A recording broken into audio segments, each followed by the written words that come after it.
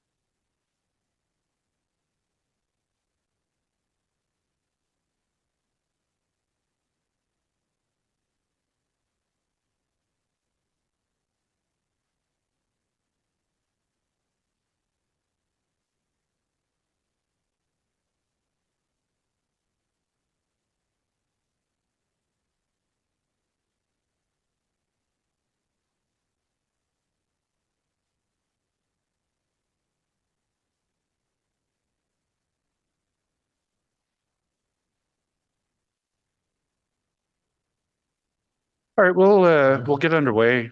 Oh, I think I'm supposed to give 1 minute warning. 1 minute warning.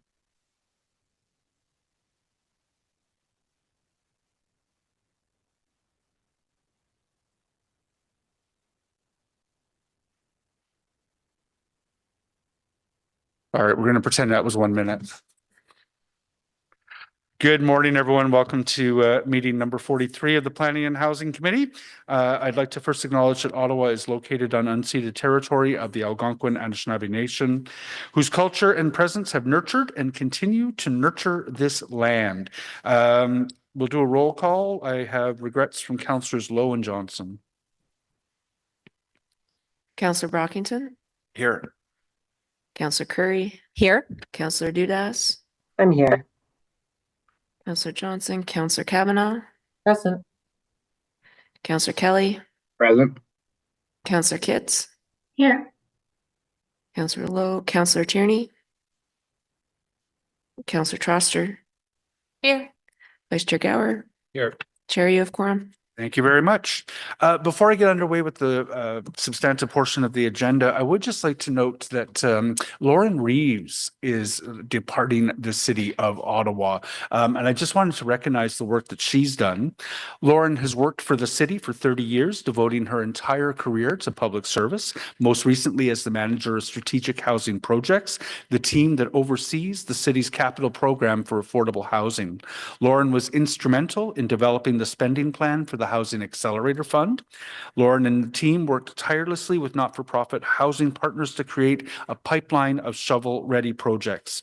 Thanks to this plan and funding from all levels of government, Ottawa is meeting its annual affordable housing targets for the first time in the last decade. Lauren successfully oversaw the development and implementation of the new affordable housing CIP, the tax incremental equivalent grant, which has resulted in over 400 new affordable housing units delivered by the private sector. Her previous expertise in real estate has also been instrumental in supporting the city's first municipal land strategy, which is swiftly unlocking public lands for affordable housing. Next month, a disposal report is being presented to the Finance Committee to permit 8 city properties to be provided to not-for-profit partners to support even more affordable housing.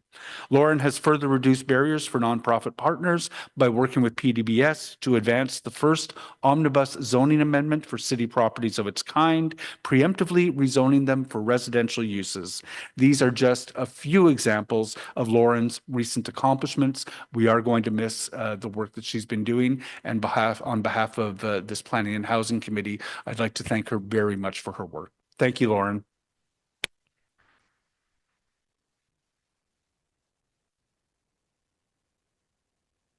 All right, moving on.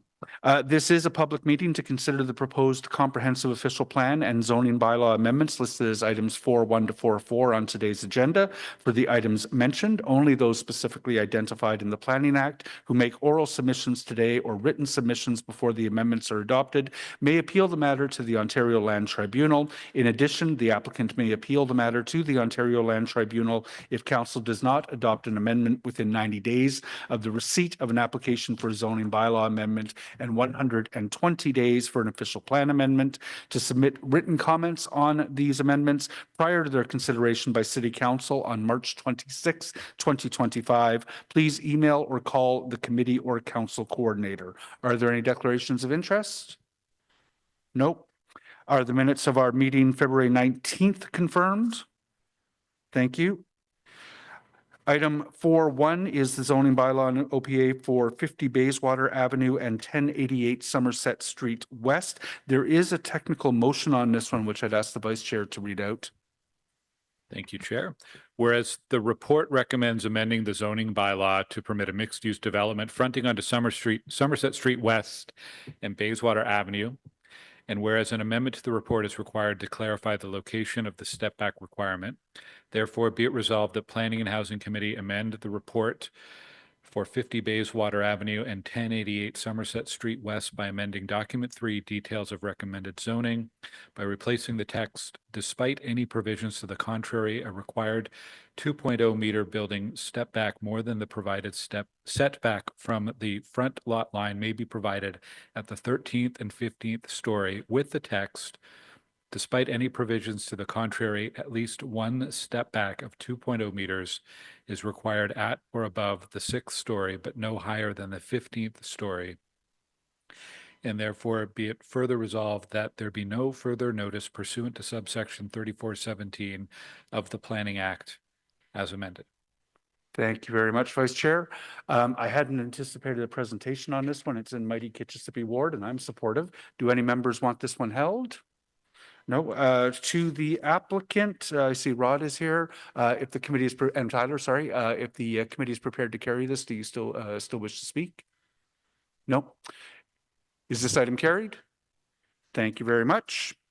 We'll move on to item 4.2, the zoning bylaw amendment for 1950 Scott, 312 and 314 Clifton Road. I hadn't anticipated a presentation on this one. Oh, shit. Oops. Is the technical amendment carried on the previous item? Thank you. So at 1950 Scott, 312, 314 Clifton Road, another big application in mighty Kitchissippi Ward. I'm supportive. I hadn't anticipated a presentation on this one. Do any members of the committee want this one held? No.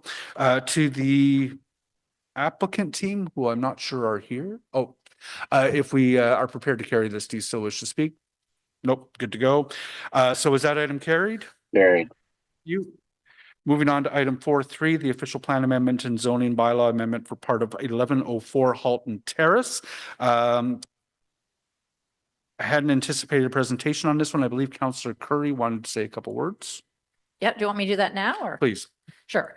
All right, so I will be supporting this. I gave lengthy comments in the report, as I'm sure you've all read. And, you know, the back and forth on this, which I think is how these applications have to go, is very helpful. Community was confused, you know, an official plan was just approved as per my comments, and people believe there to be 4 stories. 5 stories came as a result of the land on the Bidgood farm being quite sloped. So they needed to make it 5 stories, but there was confusion because there was a big community design plan. The community all felt it was going to be 4 stories. In the end, what has happened is there have been some really important concessions by the developer, and I'd like to thank Christine and Brian very much for that, and VVC and Derek for helping us figure it all out. But there will be a new sidewalk that will allow for much better transportation, given there will be a school next across the road very shortly. And Old Carp Road, if you've ever driven it, has been the biggest challenge for former councillors of Ward 5 and 4. And Councillor Kelly and I had excellent meetings to figure out what could happen there. And there will be much better traffic calming. You know, it's a 40-kilometer-an-hour road and people drive 80. It's quite the situation. So really looking forward to that being a better road for everyone and safer for a lot of kids that get picked up on school buses there. But that wouldn't have come about if there wasn't such good community consultation, involvement, and help by staff and the developers. So I just wanted to make that comment because, you know, overall the community was not happy at first and it was a long road, but here we are today. So I will be supporting it. Anyways, thank you very much. Thank you very much, Councillor Curry. Thank you very much to staff. Christine and team, if the committee is prepared to carry this, do you still wish to speak? Nope. So is that item carried? Carried. Thank you very much. Item 4.4 is the zoning bylaw amendment for 785 Cope and 130, 132, 134, 136, 138, 140, 142 Dagenham.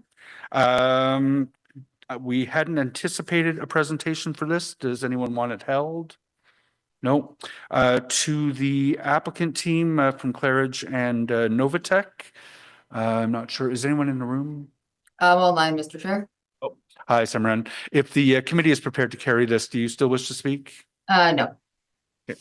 Is this item carried? Thank you very much.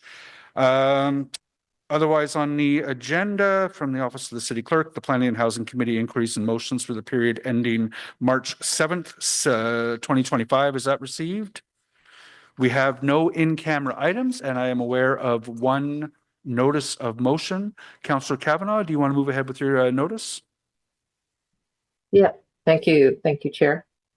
It's a long one. I think I'm going to double the time of the meeting with it, so bear with me. And I do want to acknowledge that staff have asked me to do some changes, but I got it at the last minute. So I'm going to read the original and we'll work together. So I'll be working with staff. Okay.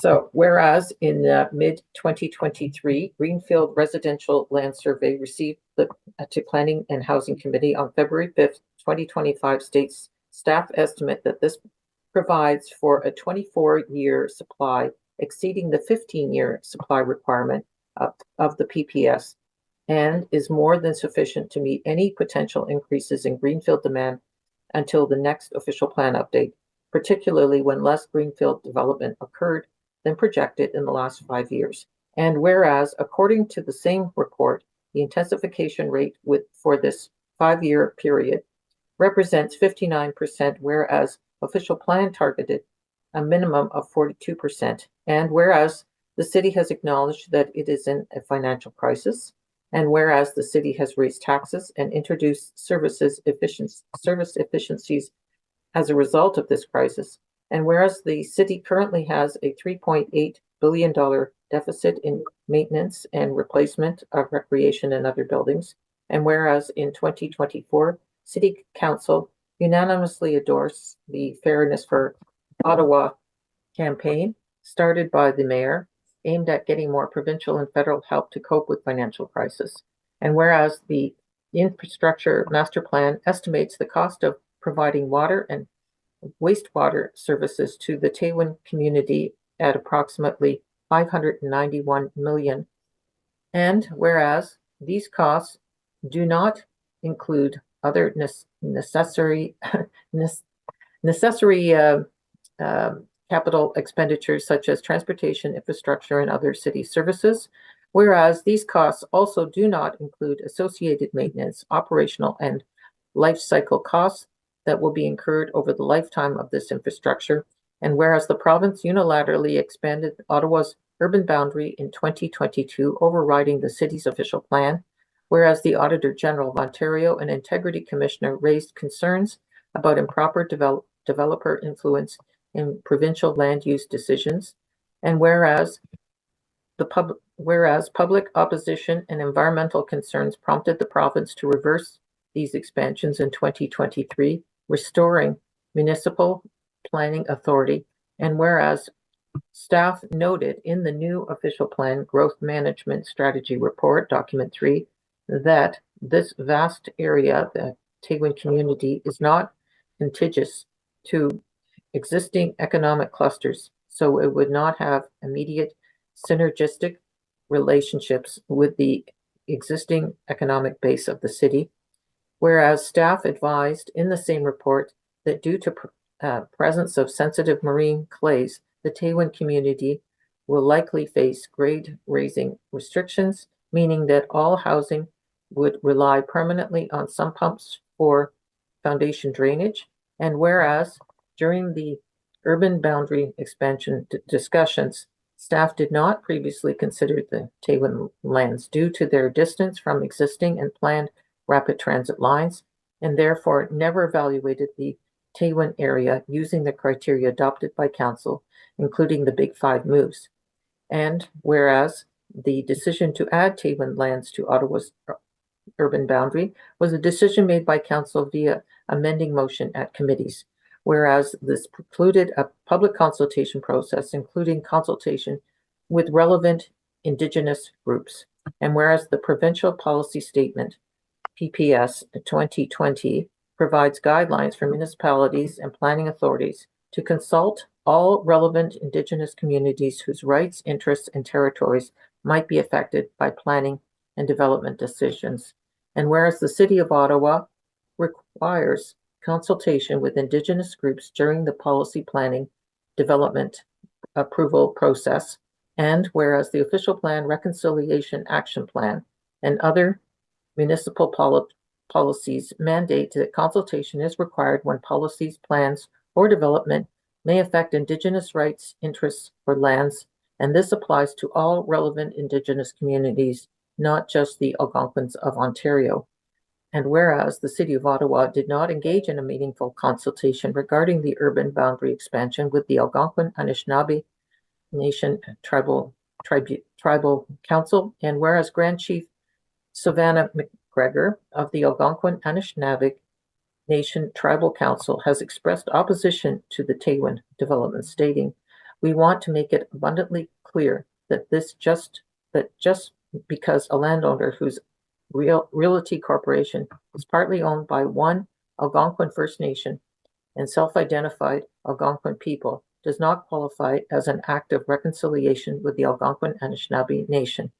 Therefore, be it resolved that staff in the policy planning branch of the Planning, Development, and Building Department be directed to initiate an official plan amendment to delete the Category 2 Future Neighborhood Overlay New Taywin Community Lands from Schedule C-17 to the official plan of the City of Ottawa, and be it further resolved that the official plan amendment also contain the necessary provisions to delete provisions elsewhere in the official plan with reference to the Taywin community as Category 2 lands, and be it further resolved that the official plan amendment process initiated as a result of this motion include all the necessary process and public consultation to permit the amendment to be adopted by City Council, and be it further resolved that planning staff provide their recommendations through the amendment and accompanying report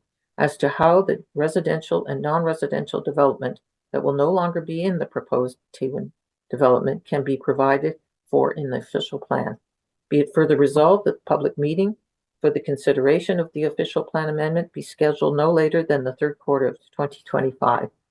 And be further resolved that planning staff be directed to explore how land use planning could contribute to meaningful reconciliation and consultation with the Algonquin Anishinaabe Nation Tribunal Council. Thank you. Thank you very much, Councillor Kavanagh. So that is a motion for consideration at our next meeting. Are there any other notices of motion? Chair, can I do not have a notice of motion. May I just make a request of staff, given the motion that's just been introduced? If we could get a memo from staff before the next planning committee that clearly outlines what the impacts will be if council endorses this motion, just so we're crystal clear going into the meeting what this actually means, what the impacts will be, that would be appreciated. Thank you. I'm going to treat that as a direction and ask staff whether they're willing to undertake it. Chair, normally when it's a notice of motion, we do get an opportunity to write the comments in when this comes back to planning committee. So, and you've heard from Councillor Brockington sort of the scope of the comments that he's looking for. Is that something that you can accommodate? yes, we will put it in the report itself, which will then you'll have the agenda and the report items. So you're asking for it to be before. Even in advance of that. Just my experience is usually staff don't provide any report or comments. This is just a notice of motion. It will appeal before us without any staff report or comment. So I think there's a disconnect on the process here. The general manager is correct that for most notice of motion, there are not substantial staff comments, but we are given the opportunity to comment on motions, notice of motions at committee between the time the notice is given and the time the motions are introduced. I believe it can be anticipated that the comments in this case will be more substantial than you typically see. Okay, so I've given to understand that Councillor Brockington is satisfied with that. So we'll look forward to those comments. Any other notices of motion? No. Are there any inquiries? We have no other business. We are adjourned until our next meeting, which is Wednesday, April the 9th, 2025. Thank you very much, colleagues.